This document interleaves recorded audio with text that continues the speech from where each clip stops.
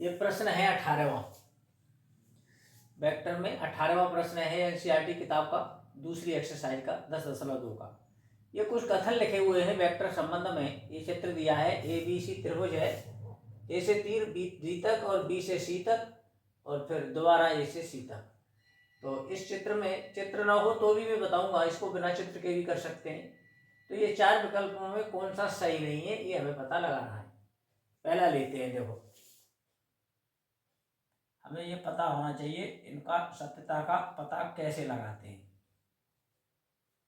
Plus सी, एक बार में दो वेक्टरों का योग होता है तो इन किन्हीं दो में कोष्टक लगा लो, या तो यहाँ कोष्टक लगा लो इन दोनों में या इन दोनों में। जैसे मैं इन दोनों में लगा देता हूँ कोष्टक, यहाँ लगा ले तो भी हो जाएगा, तरीका वही है। ए बी को ऐसे ही रखो, कोष्टक लगा दिया। कोष्टक, अब ये दो वेक्टरों का योग करना है। योग कैसे किया जाता है मैं बिना चित्र के बता रहा हूँ उसे। प्लस के दोनों तरफ बिंदु कॉमन होना चाहिए, तब इनका योग होगा, अन्यथा योग होगा ही नहीं। प्लस के इधर सी बिंदु है और प्लस के इधर भी सी बिंदु है, तो ये दोनों तरफ का कॉमन बिंदु पाया जाए प्लस के दोनों तरफ, तो ये बिंदु कॉमन हट जाता है और गायब हो जाता है। क्या रह जाएगा फिर, ये हटा के बी ए। तो ये दो वेक्टरों का एक वेक्टर बन गया बी ए। चित्र की कोई जरूरत नहीं, कॉमन बिंदु प्लस से इधर सी और प्लस के इधर सी, तो ये हट गया यहाँ से, तो बच गया बी ए। तो बी सी और प्लस सी ए का योग मिलके हो गया बी ए। अब इन दो का योग फिर करेंगे। देखो प्लस के इधर बिंदु बी और प्लस के इधर भी बिंदु बी, जब भी प्लस के दोनों ओर समान बिंदु होता है तो वो गायब हो जाता है। तो गायब होके बचेगा क्या, ए ए। ये ऐसा वेक्टर है जो ए से प्रारंभ होकर ए पर ही खत्म हो जाता है। ऐसे वेक्टर को शून्य कहते हैं, जो ए से शुरू होगा और ए पर ही खत्म हो जाएगा। तो ये फर्स्ट खंड तो सत्य पाया गया, ये शून्य दिया हुआ है तो ये तो सत्य है। अब सेकंड खंड को देखेंगे सत्य है कि नहीं, वो यहां देखें। सेकंड है A B plus B C minus A सी।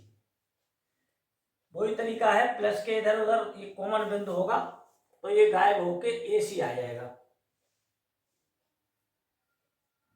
और ये माइनस का ए सी ऑलरेडी है ये, तो ए सी माइनस ए सी सभी जानते हैं जीरो होता ही है। तो ये हो गया आपका, ये भी सत्य पाया गया कथन। अब थर्ड कथन को चेक करते हैं वो भी सत्य है कि नहीं। तरीका ये बता दिया, A B vector plus B C vector minus C A vector. देखो ये बी गायब हो गया, ए सी आ गया, ये माइनस सी ए सी में से सी ए घटा के शून्य नहीं आएगा। अब इसको हम ऐसा भी कर सकते हैं, देखो ए सी, ये प्लस माइनस चिन्ह है, इसको हम प्लस कर दें तो ये ए सी की सी ए की जगह ए सी लिख सकते हैं, दिशा बदल सकते हैं।